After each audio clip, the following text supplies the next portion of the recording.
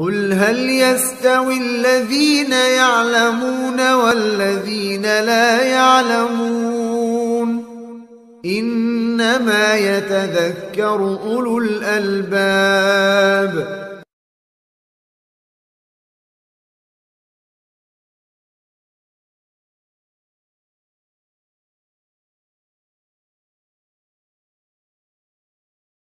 Assalamualaikum warahmatullahi wabarakatuh. Alhamdulillahi rabbil alamin. Wassalatu wassalamu ala asyrafil anbiya'i wal mursalin nabiyina Muhammadin wa ala alihi wa ashabihi ajma'in, amma ba'd. Para pemirsa yang dirahmati Allah Subhanahu wa taala, satu hari ada seorang lelaki datang kepada Nabi sallallahu alaihi wasallam. Kemudian lelaki tersebut bertanya dan mengatakan kepada Nabi SAW, "Idzni wa aujiz." Wahai Rasul, berikanlah aku nasihat dan ringkaskanlah nasihat itu untuk aku. Lalu kemudian Nabi SAW mengatakan, "Idza qumta fi salatika fasalli salata muwaddi'in wa la tatakallam bikalamin ta'tadhiru minhu ghada wa ajmi'il ya'sa amma fi aidin nas." Nabi SAW mengatakan, "Idza qumta fi salatika fasalli salata muwaddi'in." Apabila engkau bangkit untuk melaksanakan salat, maka laksanakanlah salat tersebut seakan-akan engkau akan berpisah dari dunia ini. Wala tatakallam bikalamin ta'tadhiru minhu ghada. Yang kedua, kata Nabi SAW, janganlah engkau berbicara yang nanti penyesalannya akan engkau tuai di hari kiamat. Kemudian yang ketiga, wa ajmi'il ya'sa amma fi aidin nas, dan berputus asalah dari apa yang ada di tangan manusia. Para pemirsa yang dirahmati oleh Allah Subhanahu wa taala, dalam hadis ini terdapat pelajaran yang sangat penting bagi kita selaku umat Islam. Yang pertama, Nabi SAW mengatakan kepada orang tadi yang juga sekaligus kepada kita, seluruh umat Nabi Muhammad SAW, "Idza qumta fi salatika fasalli salata muwaddi'in." Apabila engkau salat, maka salatlah seperti salatnya orang yang ingin berpisah dari dunia ini.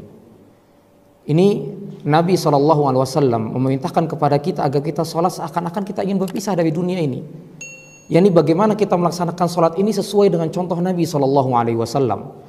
Kita laksanakan sholat ini dengan penuh kekhusyuan. Kita laksanakan kewajiban-kewajibannya, yang sunnah-sunnahnya. Kemudian rukun-rukun dari sholat tersebut kita laksanakan. Sehingga apa? Sehingga sholat yang kita laksanakan sesuai dengan apa yang Allah perintahkan dan Rasulnya perintahkan. Karenanya, para pemirsa yang dirahmati oleh Allah Subhanahu wa taala, Nabi SAW pernah bersabda dalam hadisnya yang lain, "Wa ju'ilat qurratu 'aini fis shalah." Dan dijadikanlah penyejuk pandanganku dalam salat. Jadi Nabi SAW sangat menikmati salat beliau. Ibadah yang beliau lakukan beliau nikmati.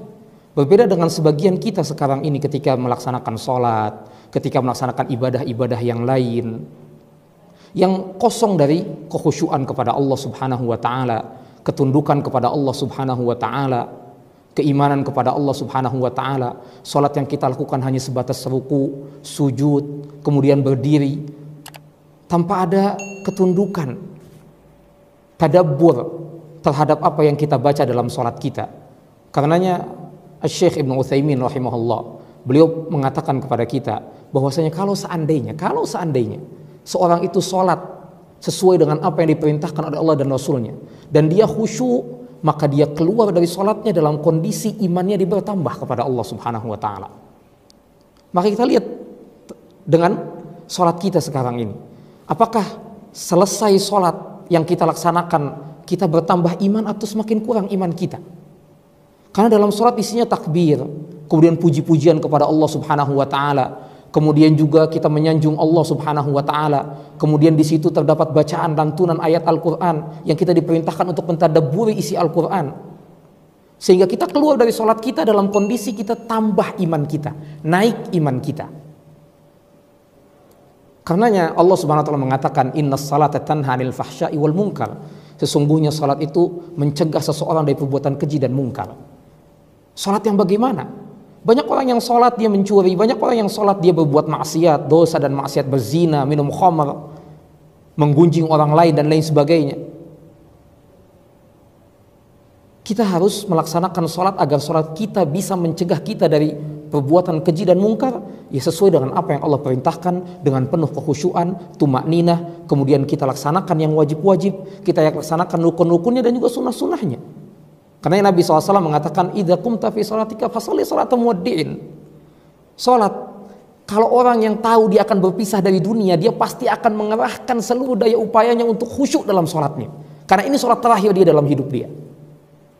Salat yang terakhir yang dia lakukan sebelum dia bertemu dengan Allah Subhanahu wa taala.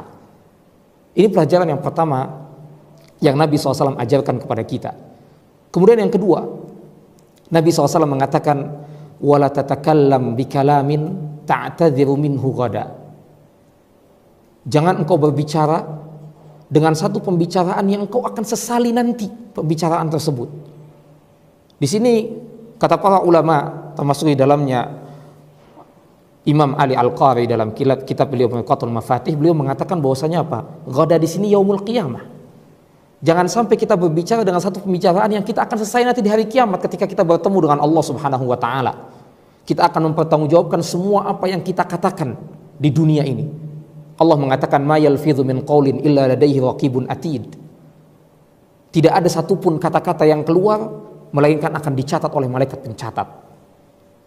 Karenanya Imam Al-Hasan Al-Basri rahimahullah, beliau mengatakan lisanul aqil wara'a qalbihi idza arada an yatakallam tafakkara fa in kana lahu takallam wa in kana alaihi amsak. Lisannya orang yang berakal itu di bawah perintah hatinya. Kalau seandainya dia ingin mengucapkan satu perkataan, satu pembicaraan, maka dia berpikir terlebih dahulu. Kalau seandainya pembicaraan itu menguntungkan dia, membawa kebaikan untuk dia, maka apa? Maka dia berbicara. Tapi kalau seandainya perkataan yang akan dia ucapkan itu justru malah menjadi bumerang buat dia, maka dia diam dan tidak mengatakan sesuatu apapun. Satu hari Aisyah radhiyallahu anha mengatakan kepada Nabi sallallahu alaihi wasallam, hasbuka min safiyyata kadza wa kadza, ta'ni qasirah. Faqala an-nabiy sallallahu alaihi wasallam, laqad qulti kalimatan law muzijat bima'il bahri lamazajatha. Satu hari Aisyah radhiyallahu anha berkata kepada Nabi sallallahu alaihi wasallam, Aisyah ingin memberikan sifat kekurangan yang dimiliki oleh Safiyah, istri Nabi sallallahu alaihi wasallam. Apa kata Aisyah? Wahai Nabi, Safiyah itu pendek. Safiyah itu pendek. Kemudian kata Nabi sallallahu alaihi wasallam, laqad qulti kalimatan, wahai Aisyah, engkau telah mengatakan satu perkataan yang apabila perkataan tersebut dicampurkan dan ditumpahkan ke air laut, maka niscaya air laut akan berubah rasa dan baunya. Akan berubah rasa dan baunya. Lihat di sini para pemirsa, Aisyah radhiyallahu anha hanya mengatakan Safiyah itu pendek. Tapi Nabi SAW mengatakan apa? Engkau telah mengatakan satu kalimat yang kalimat tersebut kalau dicampurkan dengan air laut, niscaya air laut yang begitu luas, yang begitu banyak, dia akan apa? Dia akan tercampur dan akan menjadi busuk dengan akibat perkataan tersebut. Ini baru kalimat pendek,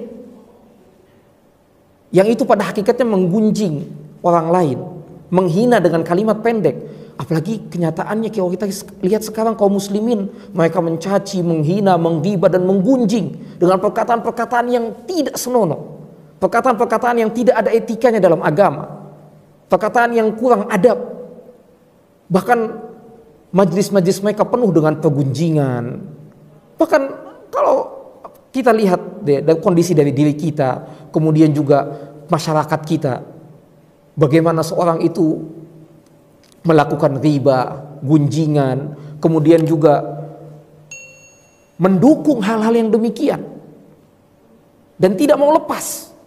Bahkan apalagi kalau seandainya yang digunjing itu adalah gurunya, ustadznya, kiainya, bahkan seakan-akan itu pembicaraan yang hangat, pembicaraan yang masya Allah.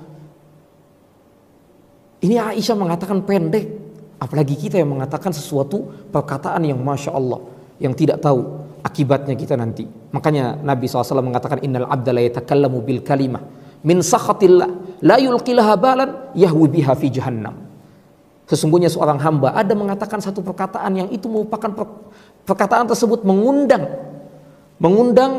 kemurkaan Allah Subhanahu wa taala, yang dia tidak uruskan perkataan tersebut, enggak dia pikir perkataan tersebut, dia anggap sepele perkataan tersebut. Apa kata Nabi SAW? Yahwi biha fi jahannam. Yang perkataan tersebut ternyata memasukkan dia ke dalam, melemparkan dia ke dalam jurang jahannam. Karenanya para pemirsa, Nabi SAW mengatakan kepada kita, yaitu jangan kita sampai mengatakan satu perkataan yang akan kita sesali nanti.